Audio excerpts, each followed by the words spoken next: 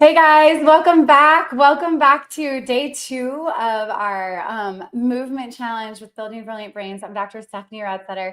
I am from Building Brilliant Brains. I'm a pediatric chiropractor, 15 years plus, dealing with kids all the time, and so excited to share with you my experience, my knowledge when it comes to brain development. I've been obsessed with brain development for years, so I'm so excited you're here. I want to congratulate you. Thank you for being here. It's so important for this child or these children that you are learning this information for. You're going to give them an advantage, whether your child's behind or not. This makes such a huge difference in the overall brain growth and development as we see our children start to grow into adults. And so it's so important that we understand the things that we can do on purpose. And that is exactly what we're here to share. So congratulations on being here. I'm excited because I have watched parents learn these different types of movements and these purposeful vestibular exercises and brain building exercises. And because you can see your kids flourish, it brings a lot of confidence as a parent as well. And I think that that is so important to understand, and just know that you're doing all these things just to for the betterment of your child, which I think is amazing. So congratulations on that. Okay, so we want to, let's see, I'm sorry, I'm going to pull my slideshow up here and get into things today. And so I know that, just a quick recap, what our week is all about. We want to learn all about how to recreate nature's blueprint for brain development through movement. Each day, you're going to learn a brain principle and a new vestibular movement that's going to make a huge impact on your child's development, no matter what age they are. By the end, I expect to see your kid going to that next brain level. So in order to know where that is, do you know where your child is? Did you take that quiz? That's really important. So another piece of the recap from yesterday specifically, one thing I want to remind you is that this program is built on each other. So if you missed yesterday, I want you to go back and watch the replay. The replays are available. You should have gotten the emails on that. But we want to make sure that you're really fully grasping the full experience and understanding, and truly a paradigm shift is what I am looking for you to understand and have the motivation to do these exercises, to incorporate them into your daily life on a regular basis. So we know that from yesterday, 90% of brain growth happens before the age of 5. We know that movement is the brain's first language. We also know that the environment, not our genetics, are determining the pathways that we're developing and how fast the brain actually grows. It doesn't grow by time, right? It grows by experience and by use. Movement is a nutrient for the brain and for the body, right? We can't think of movement as something we can do when we have enough time. And that goes for everybody, and for really, truly everybody at every age. We also talked about milestones. We talked about how milestones are changing. Even 5 years ago, they expected more from our babies. They're now expecting kids to take their first steps at 18 months, and it used to be 12. And so there's some massive changes taking place due to a lot of the things that we have in our society, which are, things like car seats and bumbo seats and all these different things that are restricting our child from movement.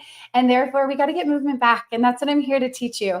And so we understand that milestones are something that we, yes, utilize as a guideline, but at the same time, I want you to understand that your child is equipped and has the potential to do so much more. We talked yesterday a little bit about how that brain develops from the base of the brain to the midbrain and up to the cortex, and that happens in a very specific order. And that's going to help us move from primitive brain to more postural, to more purposeful and conscious thought, right? And vestibular input is just an excellent way to do that. We've learned a lot of this stuff from the Domino Institute, from the book How Smart Is Your Baby, or Fit Baby, Smart Baby, Your Baby. They also have a book that's called How to Teach Your Baby to Be Physically Superb. So those are some of my favorite books that Domino put out. I've definitely put my own chiropractic twist on it. I also have tried to make it super simple, super easy, so that we can integrate these processes and these on-purpose brain development things with ease, because parenting is already hard, right? And so I want to make it easy, but also make it so fun. And that part to me is so, so important. And so just understanding that I want you guys to look at your child in a mindset of like, where is their brain right now? Not like, okay, we're in the 0 to 3 months, like kind of like we look at clothes, right? Because a lot of things, a lot of toys, a lot of activities, all of those things are designed for specific age ranges. But if you are working with your child on their brain development, they can surpass that and blow your mind, and you'll reap the benefits later, which is exactly what this slide brings us to. We talked yesterday about compound interest and how early development of the brain is much like compound interest. It's almost like every little movement, you're making a small deposit into that bank account that later is going to be so exponential. And so the benefits are exponential in the fact that you're laying down this pathway, this neural pathway that makes learning easier. It makes learning more fun. It makes physical movements easier. Our balance is, we'll talk about this more as we go along, but our balance is so integral, especially when it comes to sports and different things like that. But really anything that we want to do as we age, the more that we have developed that balance, and especially from birth, it's just going to make all of those factors so much easier. We realize that balance is the hidden superpower. We understand that vestibular movements are making our bodies and our child create those brain pathways, those brain body connections on a level that you really never understood. And so that is specifically what we want to dive deeper into today, is how it's really working and how that is creating brain pathways. So we have talked about vestibular, but we haven't really gone into all the science that's behind it. And so the vestibular system is, and this is our new material for today, but our vestibular system, it is the master integrator. It influences our posture, our muscle tone, visual tracking and eye movements, auditory processing and attention, coordination. It's so important for our motor control. And a piece we haven't talked about at all is the fact that it really does influence our body's emotional regulation. And so it just starting to talk about this just makes me think of a specific story that I saw in my office. I had a 7-year-old boy that came in, had some problems going on in their neck, like just was doing some tick kind of movements, and the parents were worried that he had pain in his neck. So as we started to get him adjusted, as we started to look at him, we realized he was pretty clumsy, had a lot of trouble in school with paying attention. And so as we started to adjust him, but then also started to integrate some vestibular exercises with him, after 6 weeks, the teacher came up to the parents and were like, what medication did you put your child on? Like, this is amazing, the changes that have taken place with him. He's sitting in class, he's paying attention, he's making headway on his reading, all of these different things that they were struggling with before. And to realize that it was the integration of getting adjusted, getting those connections, and getting those vestibular movements, because it calmed his nervous system. His body wasn't able to chill out because he wasn't getting enough movement. Movement is a nutrient, even for our kids. So we can't forget that. So let's dive in. We are going to talk specifically today. I want you guys to be able to see this a little bit better. Is I want you to be able to see that movement builds the brain. Okay. So when we're talking about specific movements, the first thing that we're looking at is building up that head control. Obviously, head control is going to activate the brainstem and the cerebellum. It builds postural reflexes that are going to allow our babies to like get upright and get moving properly. And so specifically when we look at head control, and then we're balancing over the body, then we're going to move into rolling. Rolling is going to strengthen the midbrain with pathways for midline crossing and coordination. Guys, this is going to make a huge impact for learning and academics later on. It's important for reading comprehension because of that midline crossing is so important. You're going to see your child do way better with math processing, handwriting, fine motor skills. And clearly, like, this is the first thing that we got to be able to do to be like an athlete later on. And so that's super important to understand. As we get into crawling is that cross pattern. The cross pattern is specifically super important, it's connecting the sides of the brain. So we've got our left brain and our right brain. The corpus callosum is in the middle, and crawling is going to integrate that, which is going to have a huge impact again on reading comprehension, math processing. Handwriting is really, really going to be impacted by our crawlers. So kids that have skipped crawling can oftentimes have trouble in school with these areas because of that lack of connection and communication between the two sides of the brain. So super important to go back and get that crawling in. I still try to get down and do some bear crawls. It's a great workout. These things are going to help make a huge difference in just your overall brain function and creating that connection between the two sides of your brain. Next thing we have is climbing. Climbing is going to engage the cerebellum, get our vestibular nuclei and the parietal lobes of our brain functioning properly. So climbing is going to really help with confidence and risk management, which is really important, especially if we want our kids to be active. So giving them those crawling opportunities early on is going to help in all that accurate visual and spatial awareness. So geometry, puzzles, like STEM exercises, you're going to see them be more successful in those if you've introduced climbing earlier in your life or in their life. And it also creates motor planning. So the body is going to understand, oh, if I do this, I need to do this to catch myself in this way. So again, it's just going to create a lot of safety with your child, which I think is extremely important. I think a lot of people steer away from climbing or discourage their children from climbing due to that specific fact is they're like, ooh, they're going to get hurt. They're going to get hurt. But actually, if we don't give them that opportunity, how are they going to build those skills? And so I think it's just really important for us to understand the earlier, the better. When they're shorter, they can't fall as far, right? Like that, I think those kinds of things are things that we want to take into consideration as our children are growing up. Walking is going to refine our motor cortex and timing circuits. Specifically, walking is going to increase our endurance, our stamina. It's huge for speech and language. Our later walkers are going to typically be a little bit later with their speech. And attention to and working memory is all going to be enhanced the earlier that a child walks. So that's really important. Jumping is the last one. Jumping enhances cerebellar timing. Sorry, I didn't get that one out right.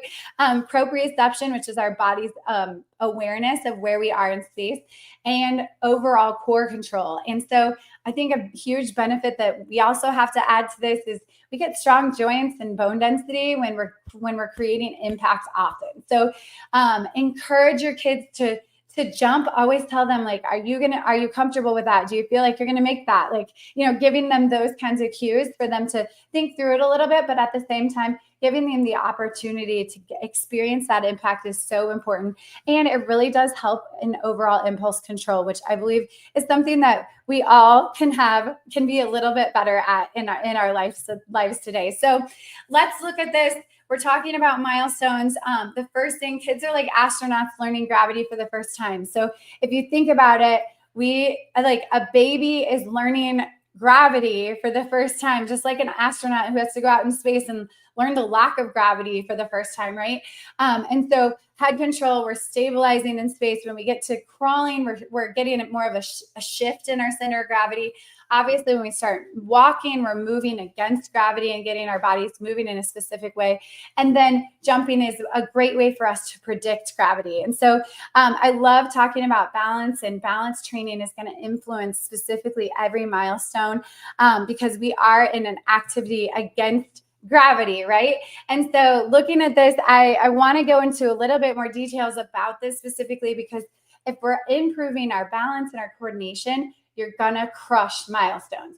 And milestones, the movement is feeding our brain, right? So just looking at it from the big picture, it's these little things that we do every single day with our child to introduce that balance and that coordination that are going to get our children to hit those and crush those milestones sooner. So looking at head control, obviously here we're working balance of just the head on top of the shoulders, right? And being able to gain the postural control, but also the vestibular piece of that. So if we're constantly holding a child's head in place and not allowing them and giving them opportunity to right themselves, on a constant basis, then we're going to be giving them the disservice of not allowing them to truly get that head control for first and foremost, which is super, super important. Next is rolling. If you think about rolling is just working on that center of gravity, understanding how we're going to balance and be able to, influence our center of gravity in any way, shape, or form. So rolling is, again, basically taking that next step in understanding of what gravity is and how our bodies can move through gravity. So we're going to optimize and increase our baby's ability to roll by introducing more and more movements, because they're going to learn gravity at a faster pace, which again is going to optimize their systems to be able to hit milestones. Now we think about balance when it comes to crawling. Now we're up on all fours, right? We've got four bases, right? And we're balancing ourselves over those four bases. And therefore we're increasing our body's ability to balance. When we get into walking, standing, for example, like when we're standing, now we've got two places of balance, right? And so we've got to be optimizing our balance system to be able to walk, which is why all these vestibular movements are going to help all these different stages. And so as we move through that, then we've got jumping. Jumping is clearly a balance act, right? Not only are we taking off from a surface, but we also have the landing to incorporate into our system. And so therefore the vestibular movements that we're doing are also advancing us in that specific way. Milestones are a true domino effect. And so I know, like, you can see if we have one thing, we have head control knocks over rolling knocks over sitting, right? Sitting then knocks over crawling knocks over climbing, and so on. And so we're all the way through running, jumping, and like eventually learning and reading and all the things that way. And so if one specific domino is weak, okay, or it's skipped, it can throw off the entire chain. Okay. And so it either slows down or it messes it up in some way, and we're not giving our children the full potential of what their brains can do when we skip, because then there's always a distraction and something that's always kind of talking to the body like, hey, I need this need to be met, right? Whereas if we can go in that type of order, we can definitely make a bigger impact. We want to make sure that you understand that vestibular input is the power behind every milestone. Okay. So the spark that turns movement into neural wiring, and the whole chain can flow smoothly. So as long as we're giving our kids plenty of vestibular movement, you're going to see the natural progression of how milestones happen, right? Because we want to see them balance. We want to see them move in these specific ways because it's so important for their overall brain development. And when we look at that specifically, we can see that this is the pathway to excellence when it comes to athleticism. And so if you are wanting to raise a child that's going to be really active in sports, I personally just like to set my kids up for any success of what that might look like for their lives later in their life. But balance goes to coordination, goes to skill, to athleticism, to mastery. And if you watch, we're going to have a whole day on this, because Friday we're really going to talk a lot about athleticism and how important balance and vestibular movements are in really optimizing our physical intelligence, if you will. But always remember that physical intelligence does calculate into that intellectual side of things. So just understanding all those pieces is really, really important. So now I am ready to get into what we are going to learn today as far as movement goes. I'm obsessed with inversions. Inversions are one of my favorite things to teach on building brilliant brains. One of the biggest reasons is because a lot of people don't think about it, and it's so simple. It's so easy. Inversions provide that deep vestibular input through head positioning. So it's really important. It's a cool thing to take your child to the next level, is by inverting them. It increases blood flow to the brain. It massages the organs because they're in a different place of gravity, that your organ systems are actually experiencing a different kind of stimulation. A lot of yoga moves are inversions, and they're excellent for the body. They create a youthful system, but they're also excellent for our children. It activates balance and reflex orientation system. The big things to observe when you're working with your baby with inversions is you want to watch their eyes. You want to see their curiosity, like, oh my gosh, my world is upside down. This is crazy. Being able to see them scanning the room and looking for, what is different. You want to see that head writing reflex. Are they trying to stay up? What are they doing with their head? Are they comfortable? Are they reorienting quickly? Another thing that's really cool about inversions is when we flip kids upside down, a lot of the times you'll feel that core engagement. We want to feel that core engagement. That's just another postural benefit of like working with your children with these vestibular movements. A lot of the times, especially if our babies are young, we're going to see a startle reflex, and we want to see that startle reflex. A little gasp is okay. A little bit of that movement is something that we want that's going to help integrate those primitive reflexes, which is really important. We just want to see that they recover from it quickly, right? That they're not getting upset by this. Because inversions should be so fun. So joy is the last one. We want to see laughter, smiles. It means the nervous system feels safe while processing the challenge that we're giving them, which is so, so important. So I wanted to describe this just a little bit more with that core engagement. When we are starting to move our kids, and move this. When we're starting to move babies like in different positions, you want to feel like it's great to have those hands on their little abs so that you can feel that core engagement, that they are starting to understand that they need to want to take a little bit more control, which is definitely a good piece of what we're doing with this. So let's get into it. First of all, I would love to hear from you guys all about what stage your kids are at. So if you would just throw in the chat where you guys are at, and if you have multiple kids, I'd love to know that. I just want to be able to speak into those a little bit more as we're going along. So first off, we're in stage 1 with those bobbly babies, and we're working on the pons and the medulla here. And so the first thing that I want you guys to be able to see is this is an inversion that I think is really safe for those babies that don't have much head control. I like to hold their head, but you can obviously not have their head held as well. It just depends on the strength of that baby. And so in this movement, we're just going to be doing a face-to-face inversion, just coming down like this. And sometimes if you want to go with that startle reflex, it's great to bring them a little bit quicker. You'll see those arms flail out, and we're integrating that primitive reflex specifically. So just coming and into that position. I mean, I would do like 3 or 4. You don't have to go crazy with this movement, but it's a really fun movement, and most babies are going to come up and kind of giggle or laugh. If they're not there yet, you're still going to be able to see how much fun that they're having. And it's okay if their eyes widen and they're like, wait, what is going on? What's happening here? This is kind of crazy. Another one that I love, I'm going to get you guys down a little bit closer to my mat here. I do have my son coming in here in just a second as well.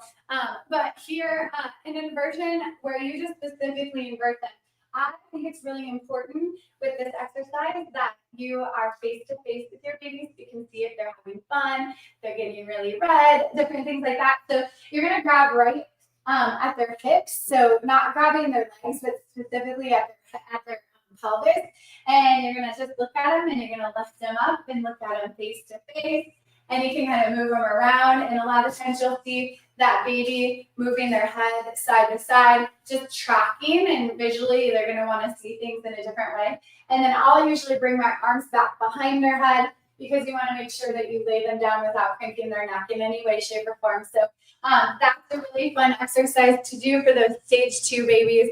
The next one is the creepy crawlies, stage 3. We're going to do this simple exercise. I like to call it like a TikTok kind of exercise, almost like you're going around the clock. Here's where you can really feel some good core engagement. So you're going to bring your baby upside down this way and that way, just bringing them almost like you're going around a clock. Again, I personally like to have them face me, right? So you can really see exactly what's going on and how much fun they're having. If you know they already are having a blast, you can always have them like looking out at the world and at your house and everything around that specifically. So the next one we're going to get to, Phoenix, are you there? Okay, come on over. I'm going to bring Phoenix in. Phoenix is 5, so obviously he is far past walking, but I wasn't quite going to bring my 2-year-old in here to do this.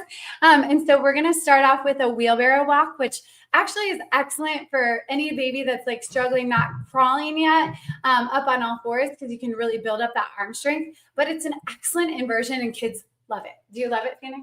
Can you say hi? All right, so we're gonna do this. We're gonna get in. Go ahead and put your hands down. The biggest thing here is to make sure their hands are down.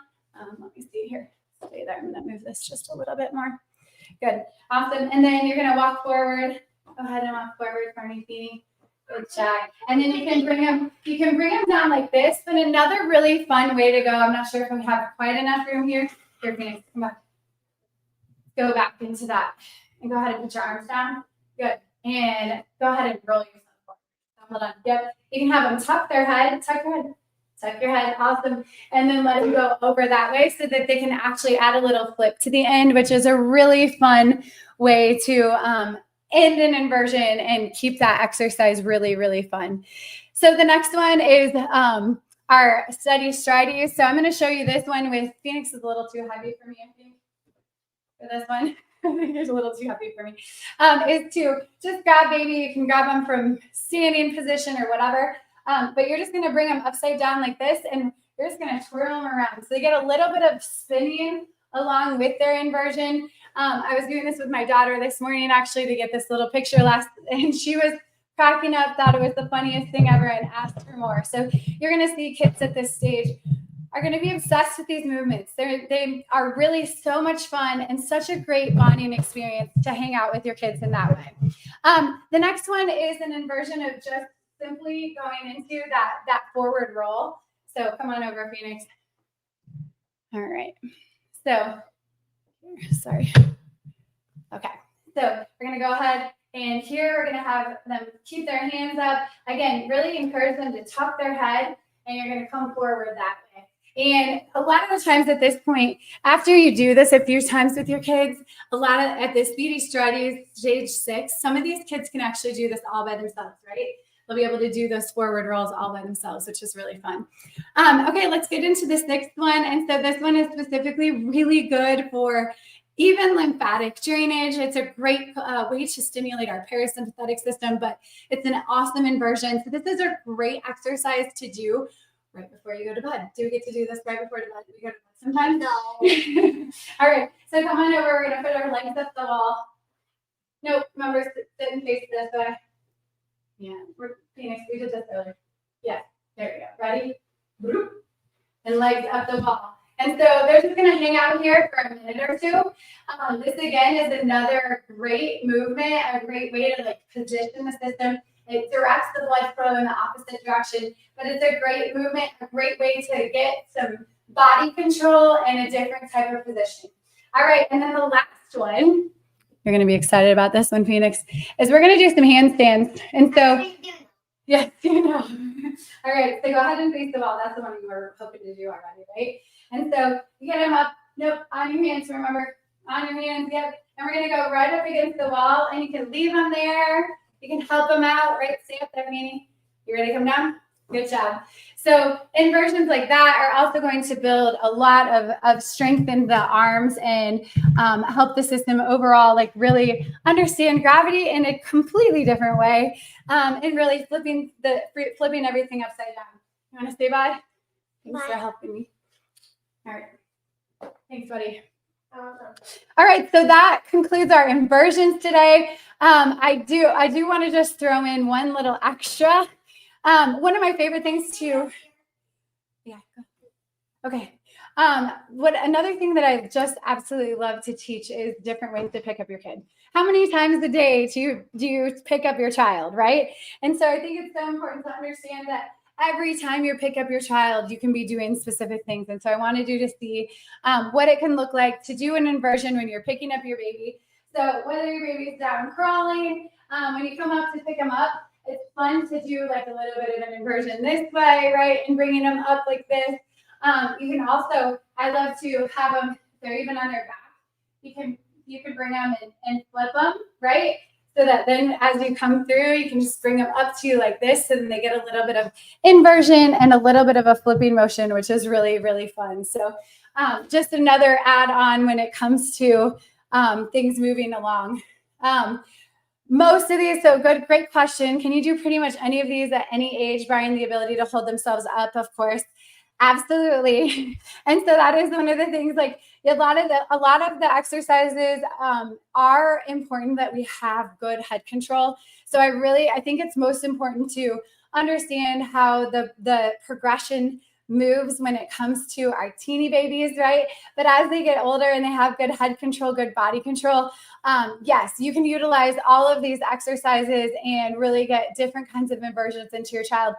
For example, even the handstand, my daughter is 2.5, and like she was all about doing the handstand, especially as I was just showing Phoenix this morning what I was specifically going to want him to do today. And so she had to do it too, and she can. And so the ability, it just all depends on the ability of your child specifically with a lot of those things. So yes, so great question. So let's get into your homework. I want to know, I want us to get some gentle inversions. I think 3 to 5 times a day is sufficient. I know that's more than the twice a day that we talked about with the majority of vestibular exercises, but you can get these in so easily. So if you can add a few more times per day, that makes a huge difference. Make sure you're watching their head righting reflex and making sure that they're happy, having fun, and journal what you're experiencing. So like make sure that you can see all the things that are taking place and that your child is having fun.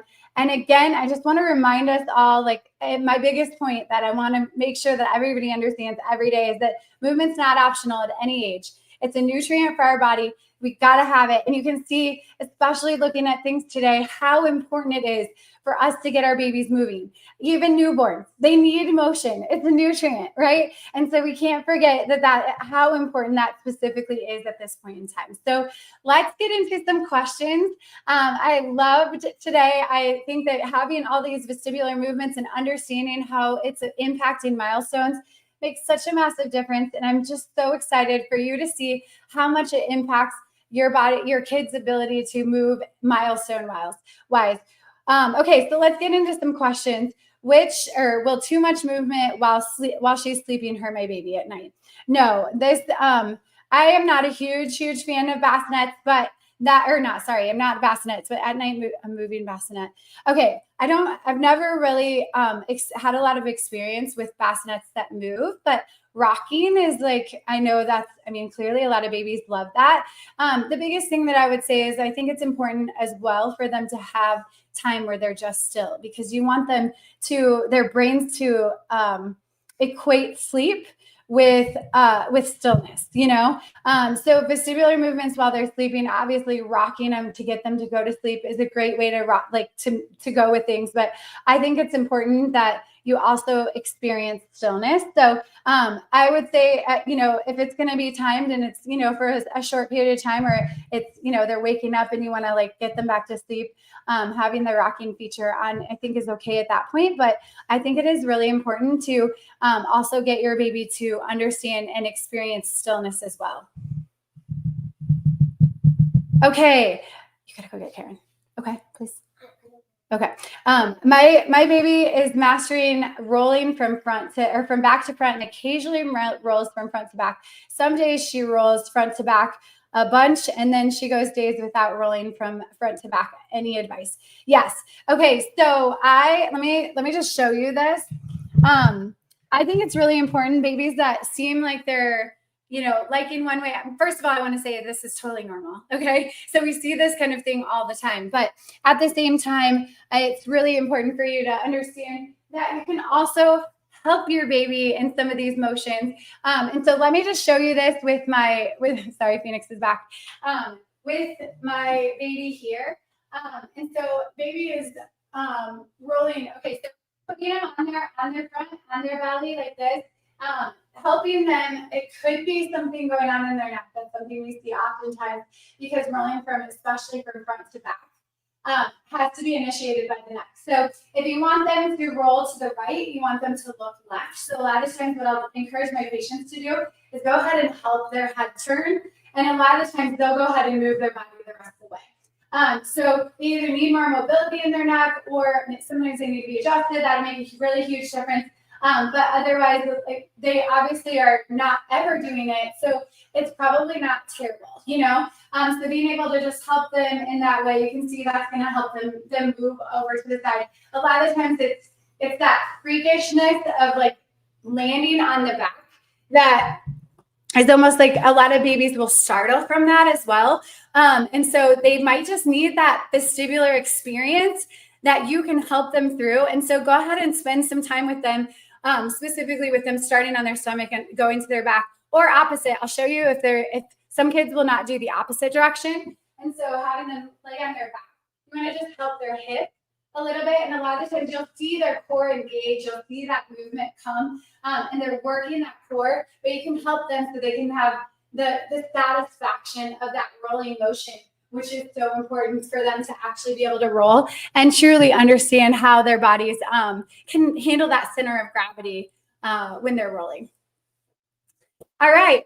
How long should, hello, my baby is 2 months or 4 months and 21 pounds. I don't feel strong enough to do these movements. Any tips or for exercise with chunky babies? Okay, I've definitely gotten this before. First of all, I think it's like so fun to try to work it, try to work it with your child. But yes, there can be kids that are just really heavy. And so one of my favorite things that you can do for inversion specifically is getting on your back. I'm hoping my camera is good for this angle. Is getting on your back and putting baby over your legs like this, because you're gonna be able to support a lot more weight. Here you can hold baby and go into inversions like this, and you can do like a lot of like bouncy motions in this way. So this is a great way to do it.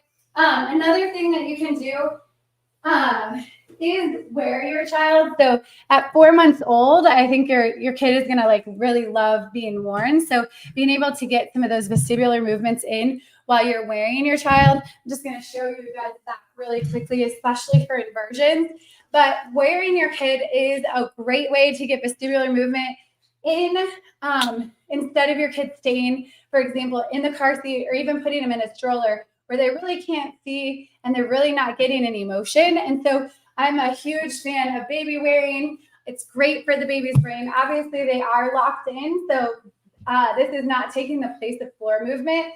But when we have babies strapped to us, obviously they're going to be a little bit more, they're not going to feel as heavy, right? Their center of gravity is closer to yours. And so you're able to do movements like this with your baby, and they're strapped in and connected to you. So you can do things like this. You can even like roll back and forth, depending on how good your hamstrings are. You'll get a nice hamstring workout that way. But this is definitely a way to be able to do some of these exercises. You can spin with baby here. Just if you're feeling like you're not as strong. Another thing that I will say is you can always assign these to somebody else. Like as moms specifically, we are oftentimes, responsible for getting them to go to sleep and feeding them and all these different things. My husband loved the fact that he had a job, especially when my babies were newborns. He felt purposeful. He felt like he was able to do so many things for them. So I really encourage sometimes for you to give the dads, this is their job. And so dads are typically a little bit stronger, can handle a 21-pound baby. So maybe that is another thing, or like friend or a grandfather or something like that. Somebody who really just overall wants to throw your baby around anyways, to give them that permission and almost that as a job, puts them on purpose, and that makes them feel like they're contributing to this child's life. Awesome. What about another question? Okay, how long should you hold an inversion? Just a few seconds. I mean, I think it's important for you to experience it yourself. Go do a handstand yourself. Typically, you're going to want to stay in that position only for a few seconds. Kids are going to be way more resilient. So I like to watch my child, especially if you're doing, something like this. You're able to look at their face, and you can see that, 10 seconds is probably the most that I would hold them in that position. Holding them there longer is not going to hurt them. They're going to tell you if they're uncomfortable and if they're not having fun anymore. So just watch your child, but for sure, 5 to 10 seconds in that position is great for the stimulation and getting the maximum benefit of these inversions. Do we have more questions? Awesome. We practice the RIE approach. Would you say this activity aligns with RIE methods, respectful approach? I hope that makes sense. I'm sorry, I don't know what that is. I can do some research on REI or RIE, and I will get back to you on that one tomorrow because I'm not really sure what that is. How about another question? Awesome. Well, thank you guys so much for being here. I want to hear if you guys have any feedback specifically on your experiences with either the spinning or the inversions. I want to make sure that you're really implementing these things. It's so important that you take this stuff and implement it immediately because that's what's going to make such a massive difference for you and your child as we're on this journey together. So I can't wait for day 3 tomorrow. And thank you for joining me today. And we will see you tomorrow. Have a great day.